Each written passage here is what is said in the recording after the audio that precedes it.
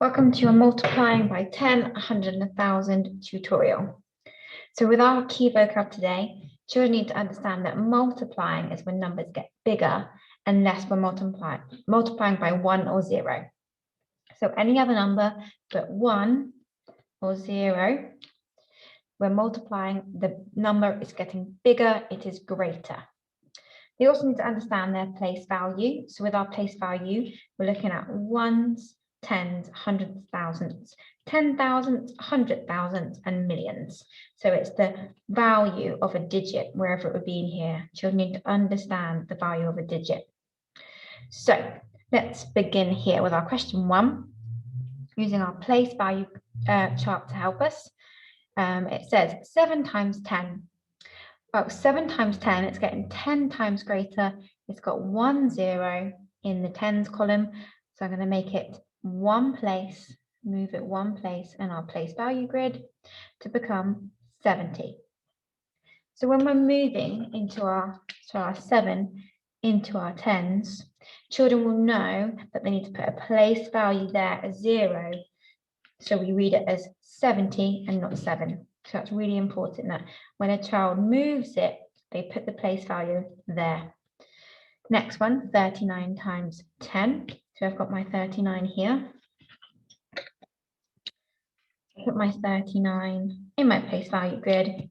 I'm moving it one place, 10 times greater, one place to the left. So I put my 3 here, my 9 carries along, and then that place value, our 0 there, to make sure we read it as 390. So our answer is 390. 205 times 10. I'm going to move it one place in my grid. So it becomes 2,050. So children need to make sure they don't develop the misconception that we're just adding a 0, because that doesn't work with decimals. For example, if I had 0.003, multiply it by 10, some children have the misconception just to add a 0, which they might try and squidge one on here. They haven't moved it. To make this 10 times bigger, it would be 0, 0. Oh, no, it wouldn't be 0. We wouldn't even need a 0. We'd move the 3 one place. Like that. So we've moved it 10 times bigger.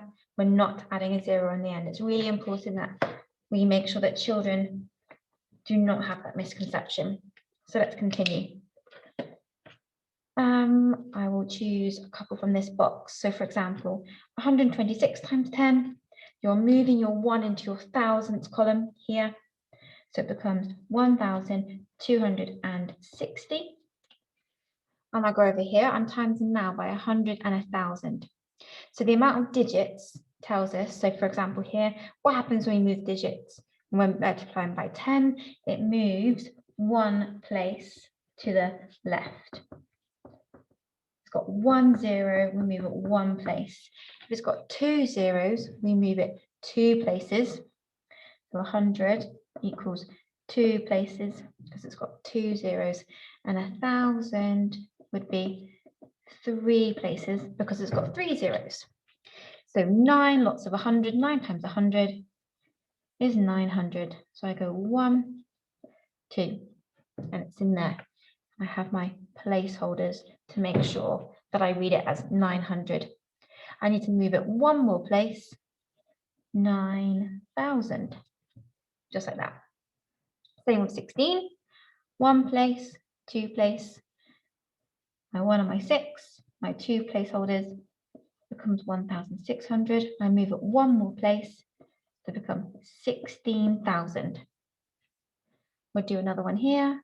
We'll move that one place, 2 place to become 24,500. 24,500.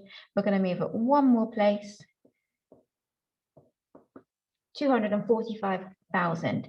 It might be really useful here just to check children can read these numbers accurately. 16,000, 24,500, and sometimes they get, when it gets to a big number like this, they need to chunk 245,000. So it might be really good to go back through with them. Now let's move on to some real world problems here. So Ron and Danny have paper rounds. Ron delivers 75 papers a month. Danny delivers 10 times as many paper as Ron. How many papers do they deliver altogether? So it's a multi-step problem.